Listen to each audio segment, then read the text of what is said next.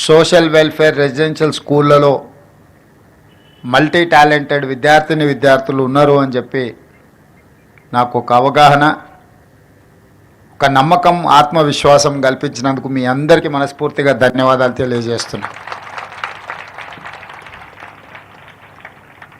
General opinion, general perception,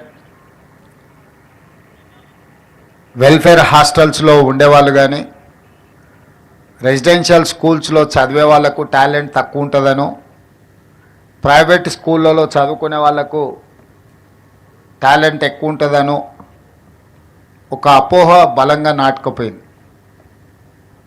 ఎందుకు అని అంటే కొన్ని దశాబ్దాలుగా ప్రభుత్వాలు ఎంత ప్రయత్నం చేసినా ఈ వెల్ఫేర్ లేదా రెసిడెన్షియల్ స్కూల్స్ యొక్క ఇమేజ్ను పెంచకపోవడం వల్ల ప్రైవేట్ స్కూళ్ళలో చదువుకుంటేనే నాణ్యమైన విద్య అందుబాటులోకి వస్తుందని, లేదా ఇంగ్లీష్ మీడియం చదువుకుంటేనే విద్యార్థులు రాణిస్తారని చెప్పి ఒక అపోహ బలంగా నాటుకుపోయింది.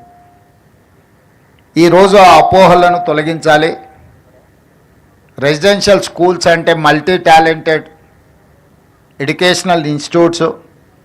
ఇవి ఈనాడు కాదు, ఆనాడు పివి నరసింహారావు గారు ఉమ్మడి ఆంధ్రప్రదేశ్ ముఖ్యమంత్రిగా ఉన్నప్పుడు మొట్టమొదట రెసిడెన్షియల్ స్కూల్స్ విధానాన్ని వారు ప్రవేశపెట్టడం జరిగింది.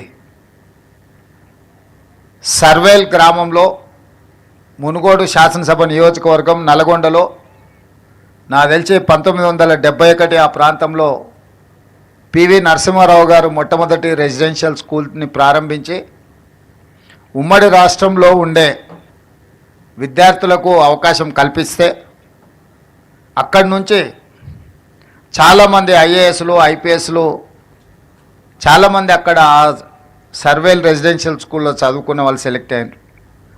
ఉదాహరణ, ఈరోజు పబ్లిక్ సర్వీస్ కమిషన్ చైర్మన్గా నియామకం జరిగిన, మొన్నటి వరకు విద్యాశాఖ ప్రిన్సిపల్ సెక్రటరీ బాధ్యతలు నిర్వహించిన special chief secretary Burra Venkatesham గారు ఈరోజు తెలంగాణ పబ్లిక్ సర్వీస్ కమిషన్ చైర్మన్గా నియామకం జరిగిన వారు సర్వేల్ రెసిడెన్షియల్ స్కూల్స్లో చదువుకున్న ఒక విద్యార్థి.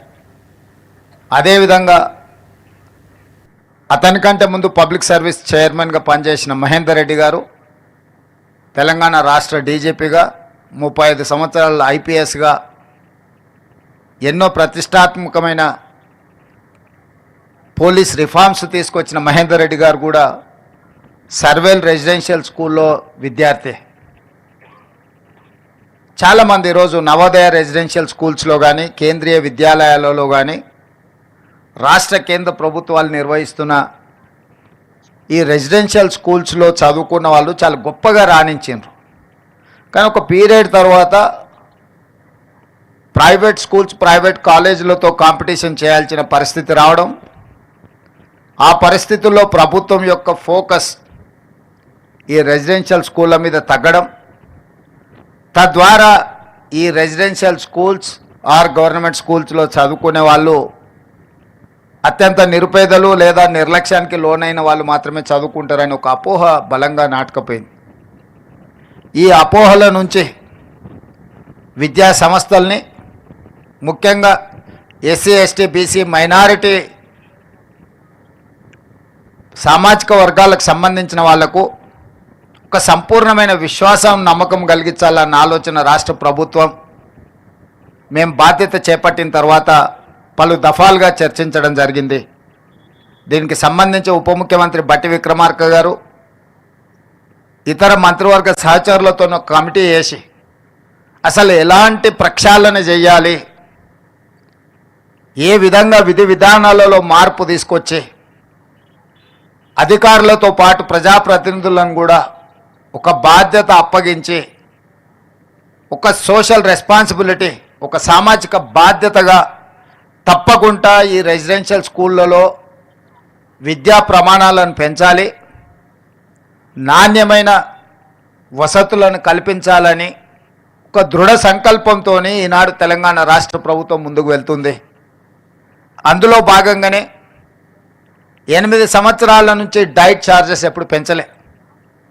గత ప్రభుత్వం పెంచాలన్న ఆలోచన కూడా చేయలే.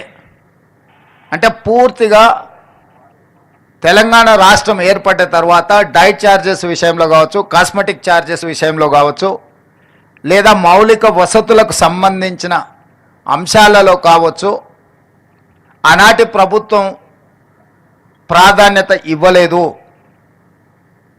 తద్వారా ప్రతిష్ట కలిగిన ఈ రెసిడెన్షియల్ స్కూల్స్ అన్నీ కూడా ప్రతిష్ట కోల్పోయి ప్రజలలో విశ్వాసం సన్నగిలే పరిస్థితి వచ్చినప్పుడు రాష్ట్ర ప్రభుత్వం స్పష్టంగా ఆలోచన చేసి మళ్ళీ ఆ విశ్వాసాన్ని పునరుద్ధరించాలి, ఒక నమ్మకం కలిగించాలి. ఈ ప్రభుత్వం అంటే ప్రభుత్వం మా కోసం పనిచేస్తుంది, ప్రభుత్వం మా ప్రభుత్వం, ప్రజా ప్రభుత్వం అని ఒక నమ్మకం, విశ్వాసాన్ని కల్పించాలన్న ఆలోచనతో సింగిల్ స్ట్రోక్లో డైట్ ఛార్జెస్ విషయంలో 40% ఛార్జెస్ పెంచడం ద్వారా నాణ్యమైన ఫుడ్ని ఈరోజు మన విద్యార్థులకు ఇవ్వడం ద్వారా